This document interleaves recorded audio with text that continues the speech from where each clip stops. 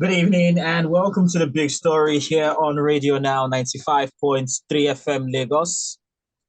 My name is Chika Ago.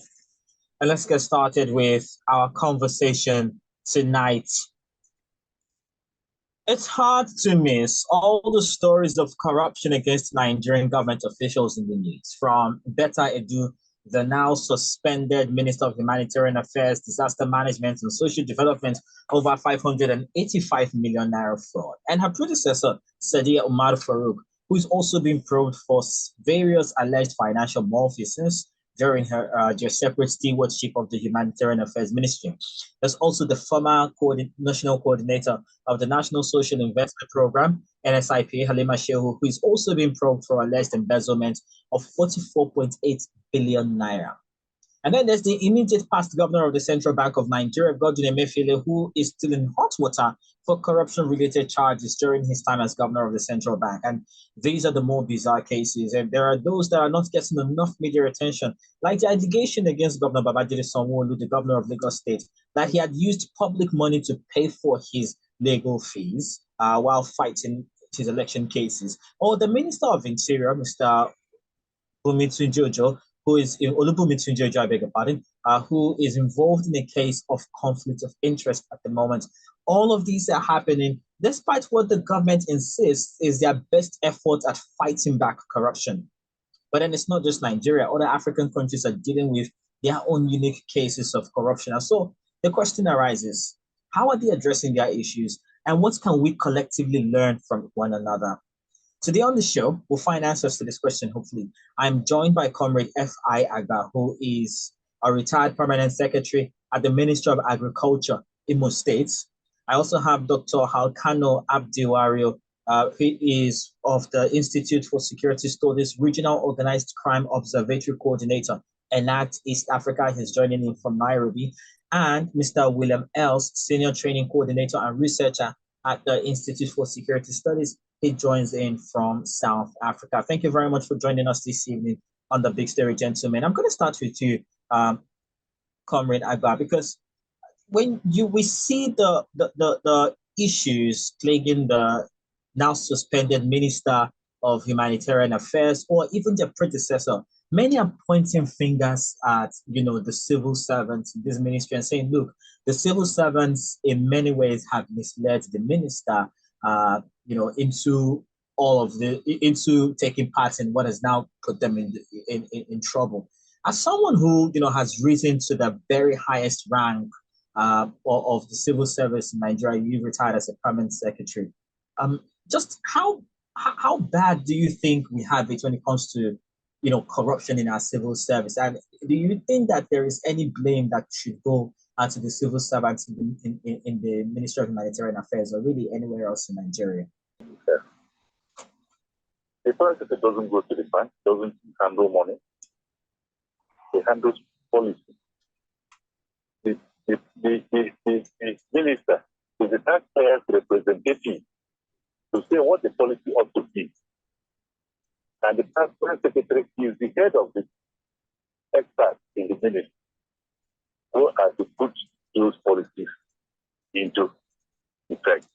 The minister represents the party program. The civil service represents the experts and their loyalty to the state, not to any particular person. So when I heard that this minister was involved in paying money from the account, I said, does the minister handle funds? Does he go and pay money? Where is the cashier of the ministry? And I understand that this minister, he wrote to the accountant general, asking for permission to do an irregular activity. And the accountant said no. So the important thing is who paid in that money to that program account. In fact, the minister should be the last person they should talk to. And if this present administration is relying on ministers to handle funds administrative matters, they should remember that they are there only 4 years. And if it's extended for the president, he may not retain it. But that should be for 8 years. After 8 years, who gives account of what happened? A permanent civil service is never long of any modern society. And so the thing is to look into what is happening.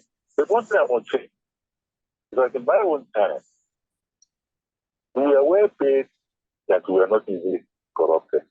A situation where you pay a civil servant money that does not take his home and you become a beggar like I see many civil servants do now. It's very unfortunate when it is government policy leading them to corruption. If a man requires, let's say, 100,000 to live at the standard of life, because you can compute what somebody requires at any particular level of life. And what you are doing is now paying him 50,000. How does this survive the month? They have to cut corners.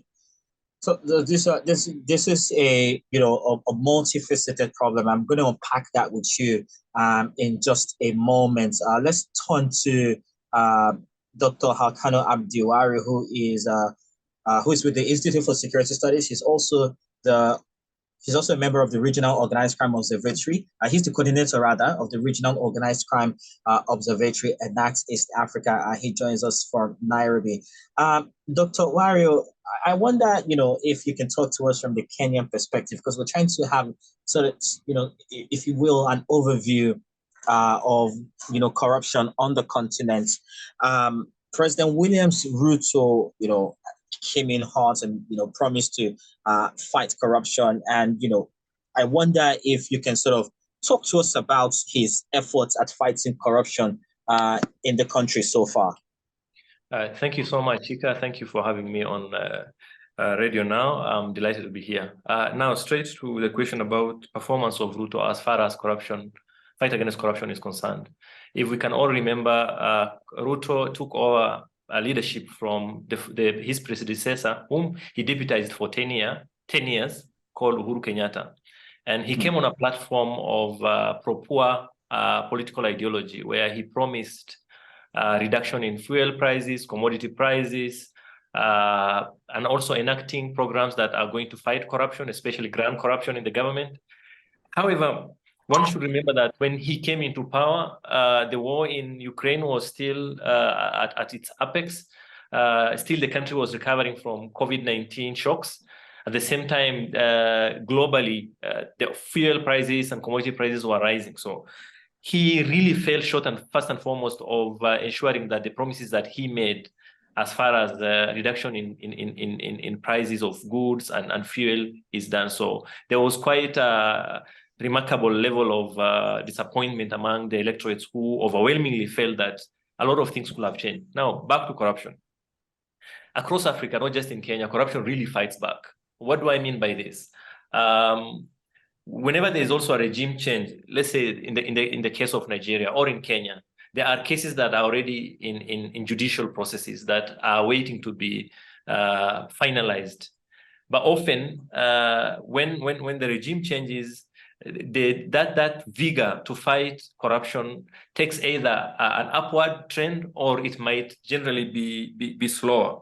So in the case of Kenya, we saw, after the coming into power of William Ruto, a number of cases that were facing some of the key persons who were affiliated with the current government were dropped, which basically meant that they did not have a case to answer. A case in example is the deputy president currently, Rigathi Gachagua, who had a 200 million Kenyan shillings case before the court, and the case was dropped. Of course, for someone who is outside the state purview, will feel as if the government is not necessarily fighting, putting a lot of effort in fighting corruption cases within the ranks and file of the same. But at the same time, we've seen the president himself still maintaining that rhetoric of the war against corruption being one of the key things that he wants his legacy to be. So it's a mixed bag so far. And the biggest hurdle for the president is judiciary, and he's made it very clear, especially the last few weeks, that he feels as if judiciary has not been the key thing that can help him deal with level of corruption within the government. So yeah, he did make some strong statements directed at the judiciary, and I would like to unpack that with you in a moment, right? Just hold on to your thought for a second. Let's turn to William Els, Senior Training Coordinator and Researcher at the Institute of Security Studies in South Africa. Mr. Els, I wonder how you would rate President Cyril Ramaphosa's fight against corruption, especially against the backdrop of the Higher Education Department Minister facing corruption allegations too.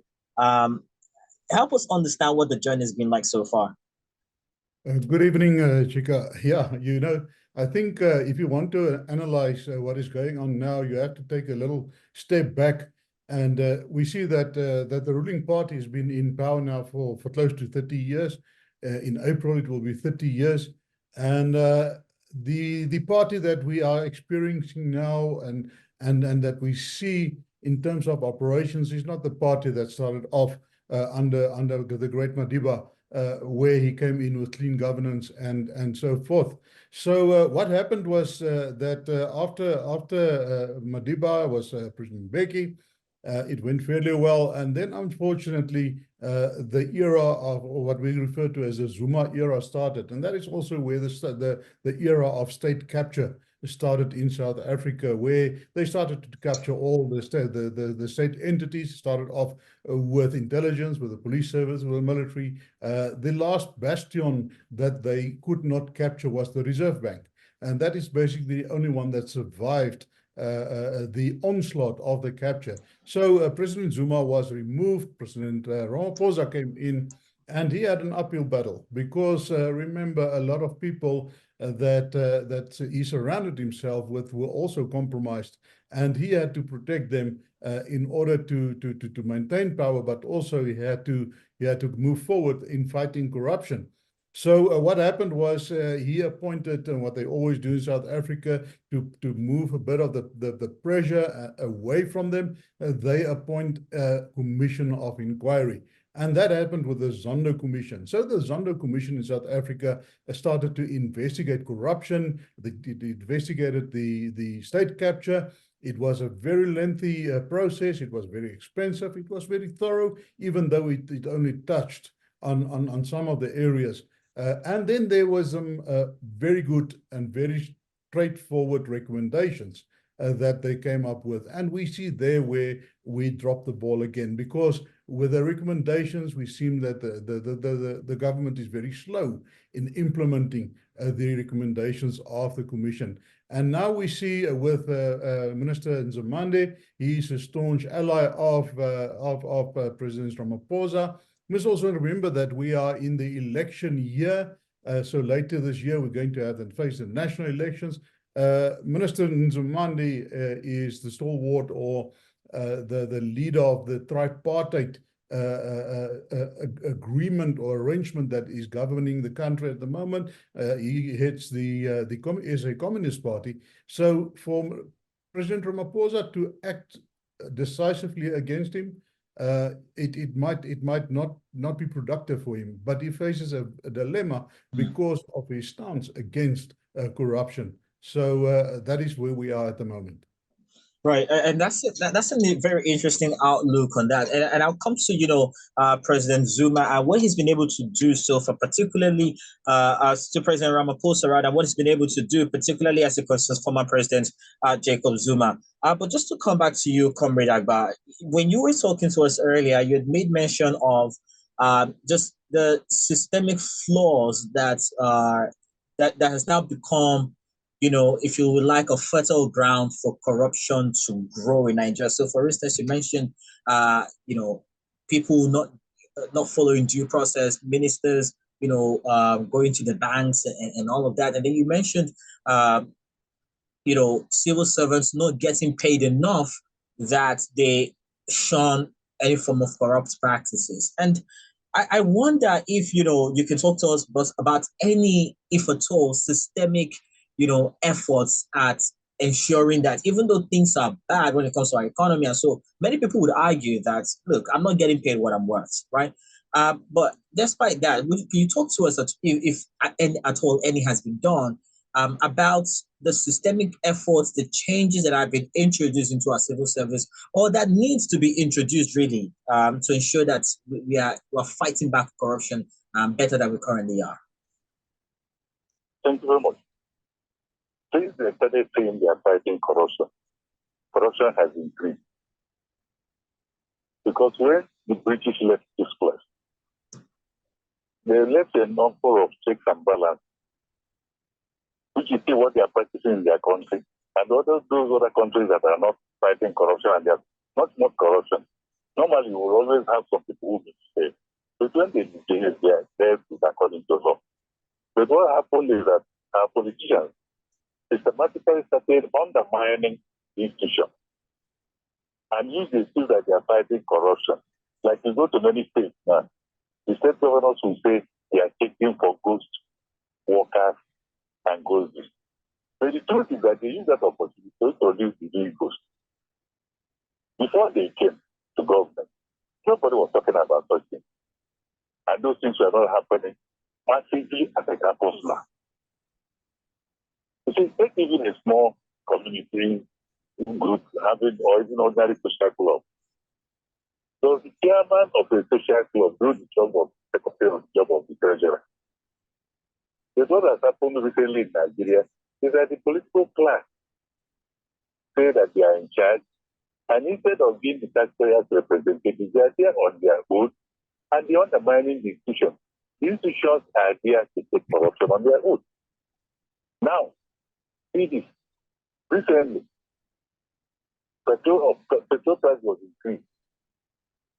If they were using the civil service, the petrol price cannot be increased without government working out the consequences and taking preventive measures. The prices have been increased over 7 months ago, or about 7 months ago. And the government is still talking about paying adequate salary to compensate for the increase in petrol price. Are they not encouraging corruption by themselves? Mm. Because when those people are not finding it very difficult to meet. And two, in our own time, if you live above your means, so I say it will rip up appetite. There is a particular type of life that is expected. If you live above, you will be quit. In our own time, a sergeant will not go and buy a car and give a lift to a chief inspector of police. He wouldn't even bring the car where anybody will. And if he has to buy one, he has to buy it in a different name, which is where he's running a risk. And essentially, too, payment of government money in those days and procedures in many places in this country now, the treasuries are not working. The procedure in our own time is that the man who does purchasing does not pay for it. If he's authorized to go and do purchase, when he gets it, he gives it to the top, who will document it. And the minute of that he has received it, the authorizing officer will now say, pay. And they will prepare by that which is recognized in the ministry before it's taken to the subsidy. Where they recognize it again. In the ministry, they will start saying, do they have vote for that? Even we have got into this country where a governor will say that before you obey the laws, you take permission from him. Isn't that when you say corruption? Right. So the issue is that we have left what good practices. In the past, how many ministers were charged in this country? They said you can charge them for taking bribes. There's no government funds. And how many officers were charged for taking the government funds? Because once you touch the government fund, they have evidence to touch it. It must be accounted for. The audit people will audit it. But then in many places, they have made the auditors more involved. Accountant generals now appointed as the whims and caprice of the government. In fact, the governor simply said, I'm paying and taking for good pensioners and taking for this. Where did he go for that training? Is it his job to check that?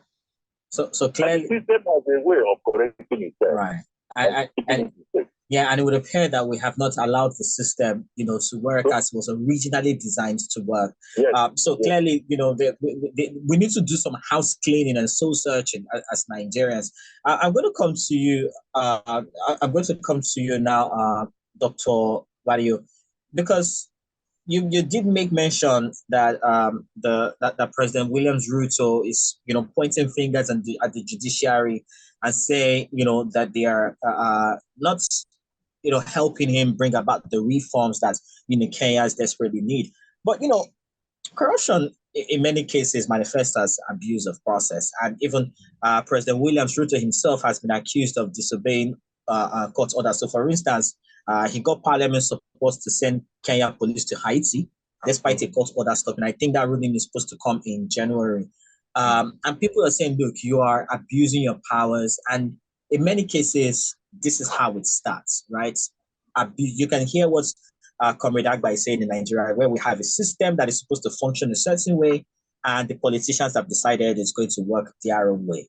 So how is, the accusation of President William Ruto not following due process, not, obeying the rule of law, and him pointing fingers at the judiciary, which is supposed to, again, be the last hope of the common man, coloring the conversation around systemic corruption in government in Kenya?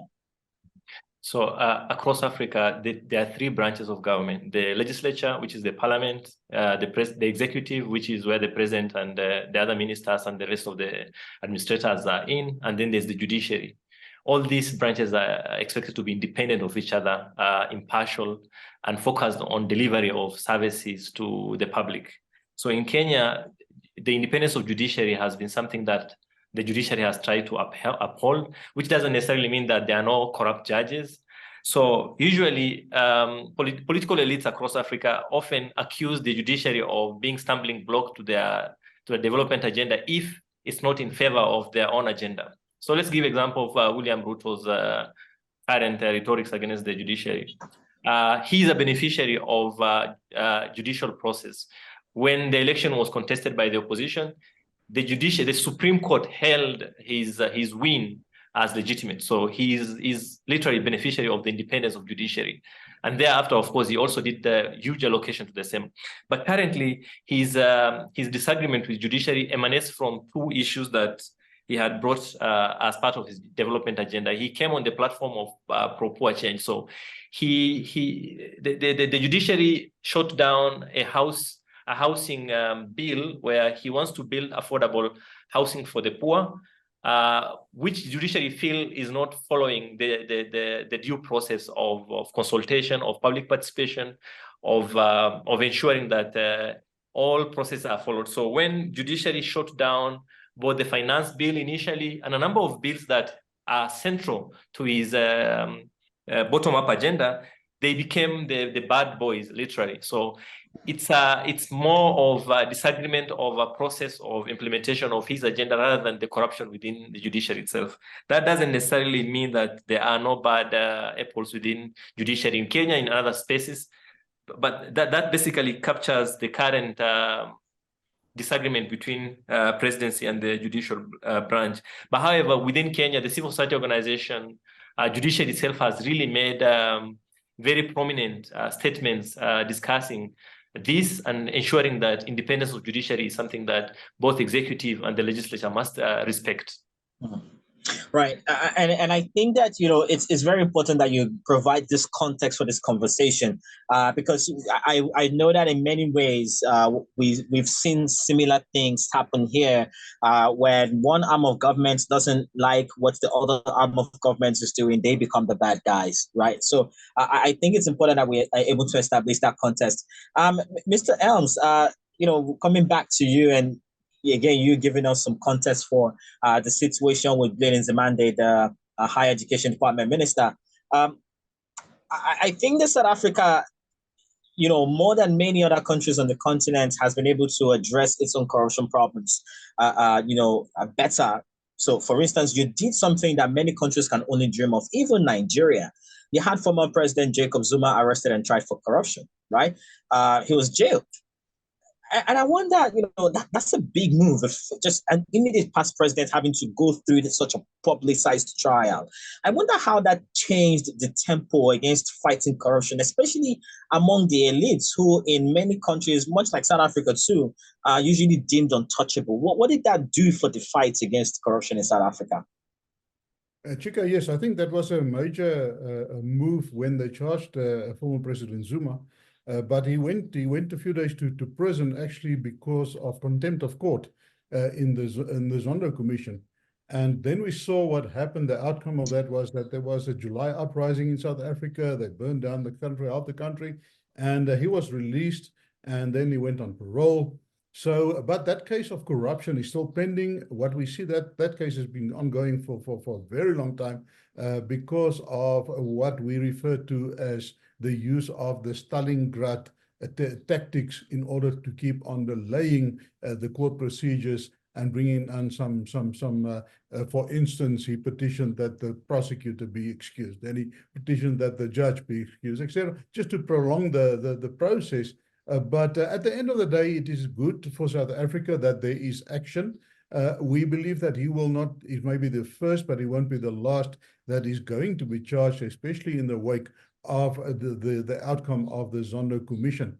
So when it comes to corruption, and the curbing of corruption, South Africa was dealt quite a severe blow last year when it was grey-listed by FATF because of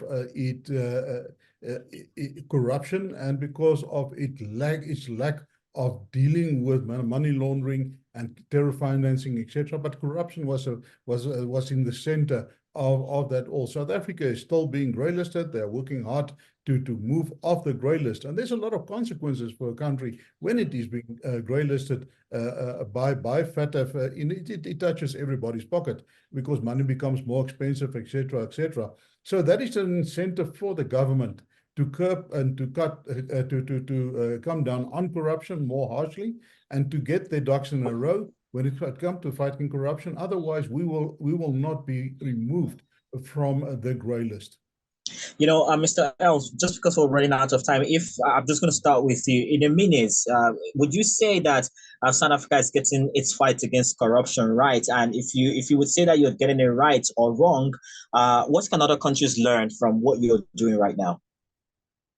I think we are doing some right and we do a lot of wrong as well. We are learning. But what I think other countries could learn is that there should be accountability. If there's not contribution, you know, if you live in an age of impunity, there won't be an incentive for people to do the right thing.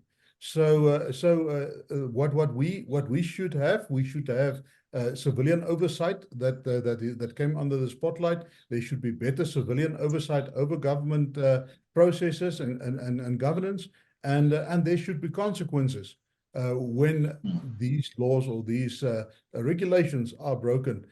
Irrespective of what side of the spectrum, of the political spectrum you are. Right. Thank you very much. Dr. Wario, you know, you just worked on this ENACT project, right, which sort of studied Africa's response to transnational organized crime and covered areas like corruption, illicit financial flows, money laundering, and all of that. And can you sort of share lessons, you know, working on that project with us as to where really we might be getting it wrong as a continent when it comes to fighting our corruption problems, especially when it comes to the governments? Okay, ENACT usually releases every 2 years an organized crime index, which covers the entire Africa. And one of the key actors that we found becoming prominent as far as corruption is concerned is state-embedded actors. State-embedded actors across Africa are part and parcel of people who launder money from national economies, and most of the time this laundering has been done before in Switzerland and in offshore accounts in Cayman Island and so on and so on. But currently across Africa, in Nigeria, in Kenya, in South Africa and other spaces, Middle Eastern countries like Emirates are increasingly becoming very central in laundering of corrupt money from African continent. So illicit flows of arms illicit flow of finance is one of the key issues that we see picking up across Africa. And this basically points to the collusion between state-embedded actors, those in private sectors, in perpetuating corruption and using the same money within other legitimate ways of ensuring that the money remains within that circle. And of course, citizens are denied services that money could have provided. So again, if you look at criminality index, resilience index, Africa itself is doing increasingly worse than other countries across the world. So this is a pointer to the role in which corruption plays. And again, in the index, we look at corruption from a very broad perspective, not just money stolen from public coffers, but also how state-embedded actors and political elites are involved in other forms of criminality, in extortion, in protection racketeering, in tendering of government services to their own families and friends, to participation in trade in counterfeit goods, in corruption related with human smuggling, human trafficking, arms trafficking. So elites across African continent, especially in the areas where these indicators are low, are part and parcel of criminality aspects. So the worry for us when we look at this data is how can we ensure that Africa has very resilient structures? But that also boils down to the role of state-embedded actors. Whenever political elites appoint their own friends, kins, and people who brought them to power into positions of influence, then the accountability becomes increasingly hard to find. And that, I think, is where we need to address. Right. Comrade Agba, just having gone through the ranks of civil service in Nigeria, if you could implement one single reform in civil service in the country, what would that reform be? To stop the civil servants from becoming personal servants. Because in our own time, you do not obey any senior officer who goes outside the authority in the system. For instance, you know that in the past, I don't know whether they will do it these days, if they are taking a military thing, privates are killed because every citizen's duty is to help implement the law, to obey the law, and not to help anybody to obey the law. So even as a soldier, you have no defense to say, I helped in attempting to overthrow the government because my commander gave me the instruction. Because it depends. So that type of thing should be introduced. If you go to the constitution, the governor has no right, or the president, to start taking a messenger. But they have been starting a permanent secretary. They are living in one state where a head of service was in conflict, and a person who was in retirement was appointed head of service. The governor was choosing somebody who will help him commit his crime. And I know of a case where a speaker of their house told his account setting because the people who handled funds in the past came from account general office and they obeyed the rules. Not Account used to issue his own instruction, and that's what they call financial instruction. This is in local government, they call it financial memorandum.